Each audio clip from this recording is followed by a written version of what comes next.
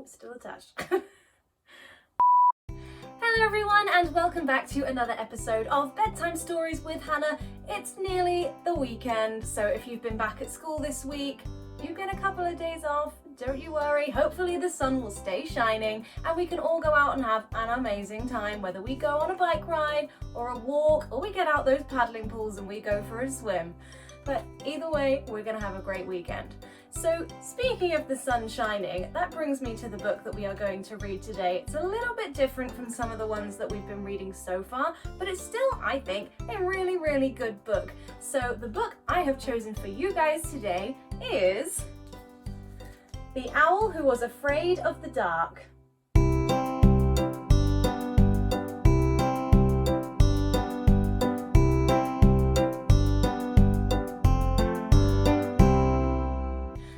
Book is by the fantastically talented Jill Tomlinson.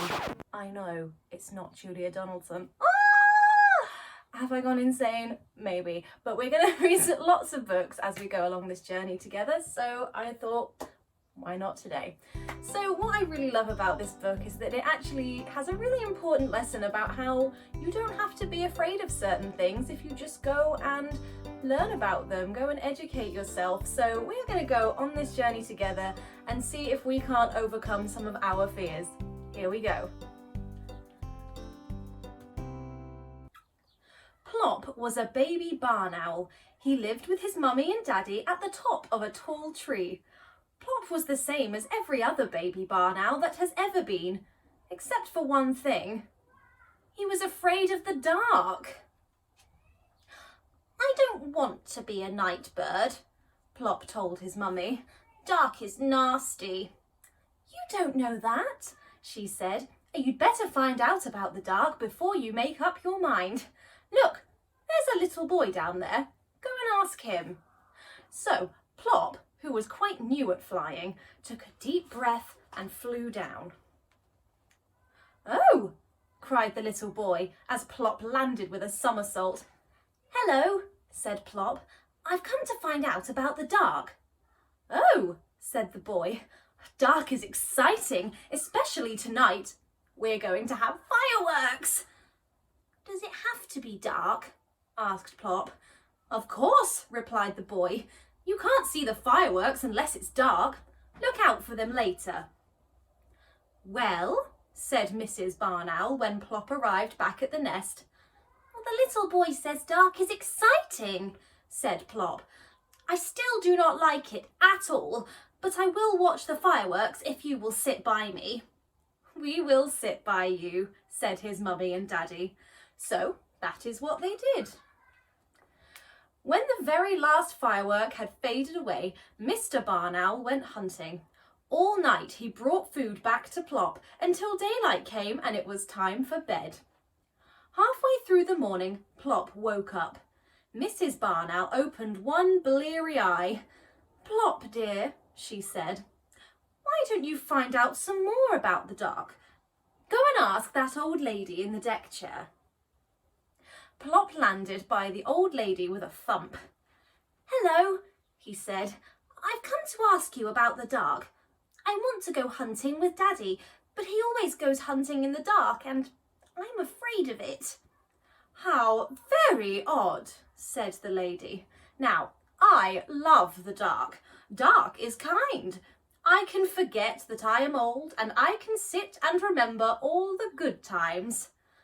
I haven't much to remember yet, said Plop. I'm rather new, you see. Well, said his mummy as Plop flew up to the landing branch. The old lady said dark is kind, said Plop, but I still do not like it at all. That evening, when both of his parents went hunting, Plop closed his eyes and tried to remember something to remember. Suddenly, he heard a happy shout and Plop forgot about being afraid of the dark. He peered through the leaves and saw a boy sitting by a fire. Plop flew down, landing with an enormous thud. Hello, said Plop. I've come to see what's going on. I'm guarding the campfire, said the boy. The others have gone to play games in the dark, lucky things. Do you like the dark? asked Plop. It's super, the boy replied. Dark is fun. We're going to make cocoa and sing around the fire. Would you like to stay? So Plop stayed. The boys sang until the fire had sunk to a red glow. Then Plop said goodbye and flew home. Well, said his mummy, where have you been? I met a boy, and he says dark is fun. I still do not like it at all, but I think campfires are super. Plop woke up the next afternoon and went out onto the landing branch. Plop, said Mrs. Barn Owl, go and find out about the dark again. See what the little girl down there thinks about it. Plop landed by the little girl with a bounce. Hello, he said. I've come to ask about the dark. Do you like it? Oh, of course I do, she replied. Dark is necessary. Without the dark, Father Christmas wouldn't come. You'd have an empty stocking on Christmas Day. I don't have a stocking, said Plop, so the little girl took off her Wellington and gave him her sock. Here, she said, hang it up on Christmas Eve. Oh, thank you, said Plop and returned to his mummy. Well, said Mrs. Barn Owl, the little girl says dark is necessary because of Father Christmas coming, Plop said. Well, I still do not like it at all, but I'm going to hang up this sock on Christmas Eve. Plop slept nearly all day. By evening, he was wide awake. It's getting up time, Daddy, he shouted, butting his father in the tummy. Mr. Barn Owl looked up at the sky. Not quite yet, Plop, he said. Wait until it's dark. That night, Plop watched his parents take off to go hunting again. Looking through the leaves, he saw a man standing on the ground below. So Plop flew down, landing with a gentle bump. Heavens! Cried the man. You startled me. Hello, said Plop. What's that you've got there? A telescope, said the man, for looking at the stars and planets at night.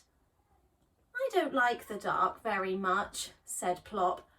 Really, said the man, but dark is wonderful. I'll show you. The man with the telescope showed Plop lots of stars and how they made patterns in the sky. He pointed out the bright pole star, the plough, the dog star, and Orion the great hunter. Plop said thank you and flew back to his mummy and daddy. A man with a telescope showed me the stars, Plop told them. He says dark is wonderful. That morning, Plop had his supper in bed and then, like a real night bird, he slept right through the day. When Plop woke, it was almost dark. Now who's a day bird? He shouted at the darkness. Plop looked at his sleepy parents. He wasn't going to hang about waiting for them. He might be missing something. Plop floated down and landed like a soft white feather. Under the tree, he saw a big black cat. Hello, said the cat. I was just going exploring. Won't you come with me? I would like to, I think, said Plop, but I'm afraid of the dark. But dark is beautiful, said the cat. Look around you. Plop looked. The moon had risen. Everything was bathed in its white light. Moonlight is magic, said the cat. Come with me and I will show you the nighttime world of cats and owls. Will you come? Yes, I will, said Plop. The cat took Plop up to the rooftops and they looked down over the sleeping town. This is my world, said Plop. I am a night bird after all. And this is only one sort of night, said the cat. There are lots of other kinds, all beautiful. Thank you for showing me, said Plop. I must go now and tell my mummy and daddy.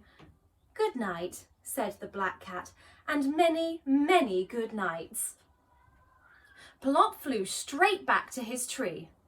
Well, said his mummy. Plop took a deep breath. The small boy said dark is exciting. The old lady said dark is kind. The campfire boy said dark is fun. The little girl said dark is necessary. The man with the telescope said dark is wonderful. And the black cat said dark is beautiful. And what do you think, Plop? Asked his mummy. Plop looked up at his parents with twinkling eyes. I think, he said, I think dark is super. Then Plop took off to go hunting in the dark, Mr. and Mrs. Barn Owl on each side and Plop in the middle. Plop, the night bird. Well, what an incredible message. All Plop had to do was go and ask some people about the dark and find out that really, it isn't so scary after all. And that's probably the same with a lot of people's fears. If you just try and understand it a bit better, it's really not that scary after all. Have an amazing weekend, everybody, and we'll see you again next week. Bye-bye.